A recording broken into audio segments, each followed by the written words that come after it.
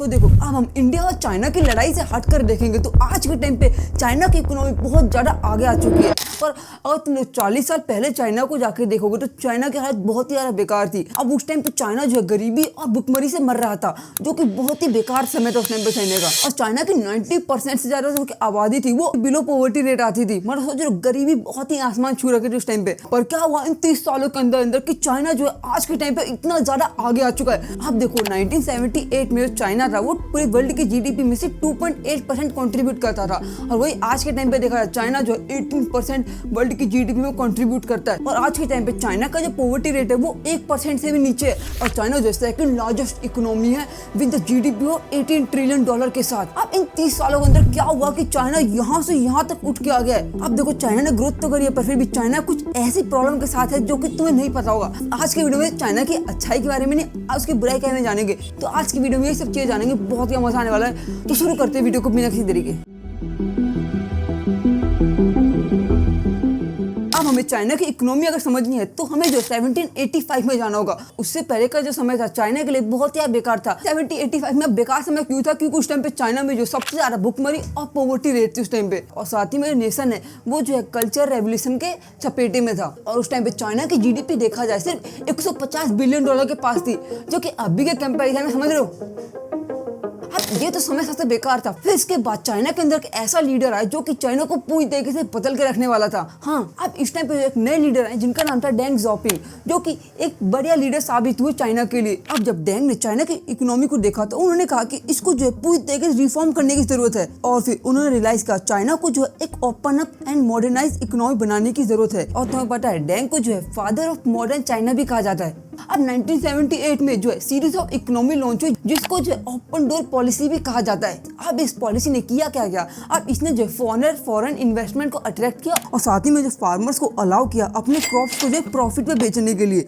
अब ये सब चीज इंपॉर्टेंट इसलिए थे क्योंकि इससे पहले के जो लीडर थे माओ जेडोंग, उन्होंने जो चाइना में बहुत ही बेकार चीजें की। अब क्योंकि उससे पहले जो फार्मर को खुद की आजादी नहीं होती थी कि वो लोग जो है खुद से अपनी चीजें प्रोडक्ट्स बेचे, पर इन्होंने जो अलाउ किया। अब इन्होंने क्या करा, इन्होंने बोला कि तुम लोग जो है थोड़े क्रॉप्स जो है गवर्नमेंट को दे दो, और बाकी के जो क्रॉप्स बचेंगे उसको तुम बेच सकते हो, मतलब अपने प्रॉफिट में बेच सकते हो, जो कि बहुत सही चीज थी। अब इससे जो सारा कंट्रोल था फार्मर के हाथ में आ गया, और साथ ही फार्मर जो है अपनी मनपसंद के फसल उगा सकते थे, जो कि बहुत सही चीज हुई थी। और साथ ही में उन्होंने यही जो आइडिया फैक्ट्रीज पे भी लगाया। अब इसमें जो factory management responsibility system introduce किया गया। अब इसमें होता क्या है, अब पहले क्या होता था, जो फैक्ट्रीज को मैनेज करने की जो जिम्मेदारी थी वो जो कम्युनिस्ट पार्टी के लोग को होता था। अब दिक्कत पता क्या थी, इसके अंदर जो पॉलिटिक इंटरफेरेंस जो बहुत ही ज्यादा थी। अब डेंग ने क्या कहा, उन्होंने कहा कि फैक्ट्री की रिस्पॉन्सिबिलिटी जो है वर्कर्स को ज्यादा दी जाएगी जो उसके अंदर काम करते थे। अब इससे हुआ क्या, उनके पास जो ज्यादा फ्रीडम होगा कि उन्हें जो क्या प्रोड्यूस करना है, उन्हें क्या कैसे बनाना है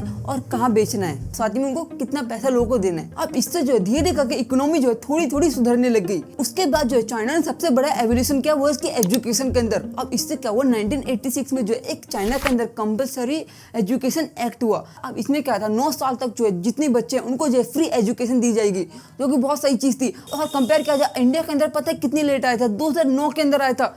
अब देखो चाइना ने इसके बाद रुके नहीं, मतलब ऐसा नहीं होता कंट्री लॉ बना देते वहीं पर रुक जाती है, पर नहीं, चाइना ने जो इसका बहुत अच्छा खासा पैसा खर्च किया अपनी एजुकेशन के अंदर। कंपेयर किया जाए चाइना जो है पहले जो है सिर्फ अपने जीडीपी के अंदर 2% से ज़्यादा पैसा खर्च करता था एजुकेशन के अंदर, वहीं पे आज के टाइम पे देखा जाए कम से कम 4% से ज़्यादा एजुकेशन के अंदर खर्च करता है जीडीपी। और वहीं पर अगर देखा जाए इंडिया जो है सिर्फ 2.9% ही खर्च करता है एजुकेशन पे। और साथ ही में चाइना ने जो स्किल्ड वर्कर बनाने में बहुत ज़्यादा फोकस किया। अब उन्होंने जो बहुत अच्छा खासा पैसा का वर्कर पे, ताकि जो लोग हैं वो स्किल्ड हो पाए। इसके कारण जो चाइना का जो लिटरेसी रेट है बहुत ज्यादा बढ़ी। अब 1982 में चाइना का जो लिटरेसी रेट था वो 65% था, वहीं पे 2010 में देखा जाए 95% का लिटरेसी रेट है। अब वहीं पे कंपैरिजन के तौर पे देखा जाए इंडिया के अंदर वही लिटरेसी रेट जो है 77% के पास है। और उसका चाइना ने जो और भी चीजें की। अब जैसे कि उन्होंने जो एक इंट्रोड्यूस किया sub section 2.1 special economic zone. अब चाइना का जो पहला स्टेप था कि उन्होंने जो एक स्पेशल इकोनॉमिक जोन बनाया सिटीज लाइक शेंजान। अब ये जो एरिया इंडिया से इन्होंने अलाउ किया फॉरेन कंपनीज को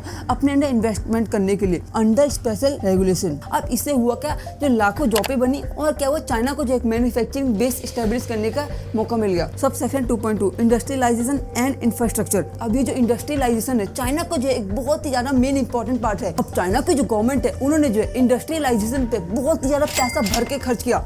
जैसे कि चाइना की जो हाई स्पीड रेल्स है उन्होंने कम से कम 14,000 किलोमीटर में फैली हुई है। अब ये जो सबसे ज्यादा बड़ी रेलवे नेटवर्क है। अब इससे होता क्या, वो जो है एक से एक सिटीज को कनेक्ट करती है और साथ ही इकोनॉमिक एक्टिविटी में मदद करती है। Sub section 2.3 the rise of export manufacturing. अब ये चाइना की एबिलिटी है सस्ते में जो है बहुत ही ज्यादा बनाना, उसके लिए चाइना के लिए बहुत ज्यादा लाभकारी साबित हुई। अब इस चीज ने जो है चाइना को जो है एक वर्ल्ड फैक्ट्री बना दिया। अब ये जो एक्सपोर्ट ड्रिवन मॉडल जो है, अब इस चीज ने जो चाइना की इकोनॉमी को जो लेट 20th सेंचुरी से ही फायदा देना चालू कर दिया। अब दुनिया में इतनी ज्यादा चीजें एक्सपोर्ट होती हैं, उसमें से चाइना जो है कम से कम 30% से ज्यादा रिस्पॉन्सिबल है। मतलब 13% से ज्यादा चीजें जो है चाइना की एक्सपोर्ट होती हैं।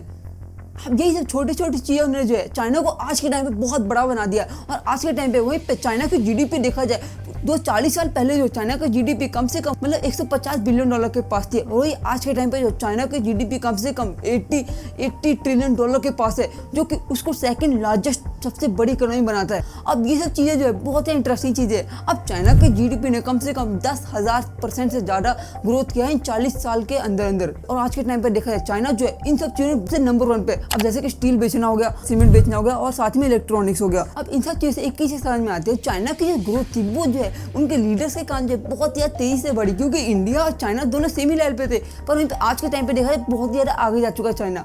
तो अब चाइना के लीडर्स की जो है बहुत बड़ा हाथ था। पर सबसे बड़ी दिक्कत पता है क्या है चाइना की, चाइना के अंदर डेमोक्रेसी नहीं है, जो कि चाइना के लोग को जो है थोड़ी सी दिक्कत क्रिएट करता है, क्योंकि चाइना के लोग जो है अपनी मर्जी से जो है लीडर को नहीं चुन सकते। साथ ही में कोई चाइना के प्रेसिडेंट के खिलाफ कुछ ही बोलेगा तो उसको जो है मतलब जेल वेल हो सकती है। चाइना के प्रेसिडेंट के खिलाफ कुछ ही नहीं बोला जा सकता। तो अब सबसे दिक्कत क्या पता है क्या, जो मीडिया का कंट्रोल भी है वो चाइना गवर्नमेंट के हाथ में है। अब जो गवर्नमेंट जैसा चाहेगी वही बच्चों को दिखेगा, लोग को भी वही दिखेगा। तो सबसे दिक्कत क्या यही है कि यहाँ पे डेमोक्रेसी नहीं है चाइना के अंदर, कि अब डेमोक्रेसी से हटके कुछ और ही प्रॉब्लम्स है। अब जैसे कि चाइना जो है डेप्थ क्राइसिस से गुजरा है। अब चाइना का डेप्थ पता कितना है, उसके जीडीपी से कम 280% से ज्यादा उसका डेप्थ थी उस टाइम पे चाइना पे भी। अब जिसके कारण चाइना को जो फ्यूचर में ग्रोथ करने में बहुत ज्यादा दिक्कत आने वाली है। और दूसरी प्रॉब्लम क्या है, चाइना के अंदर जो है उसके जहाँ के चाइना के जो निवासी वो बहुत एजिंग पॉपुलेशन है चाइना की आने वाला। अब 2040 तक आते आते चाइना के अंदर जितने भी वर्कर्स जितने भी लोग हैं वो सारे बुढ़े हो जाएंगे। अब जिससे क्या होगा, चाइना के अंदर जो है वर्क फोर्स शॉर्टेज होगी। तीसरा क्या है, रियल एस्टेट बबल। अब देखा जाए चाइना के अंदर रियल एस्टेट जो कम से कम 30% से ज्यादा कंट्रीब्यूट करता है जीडीपी के अंदर,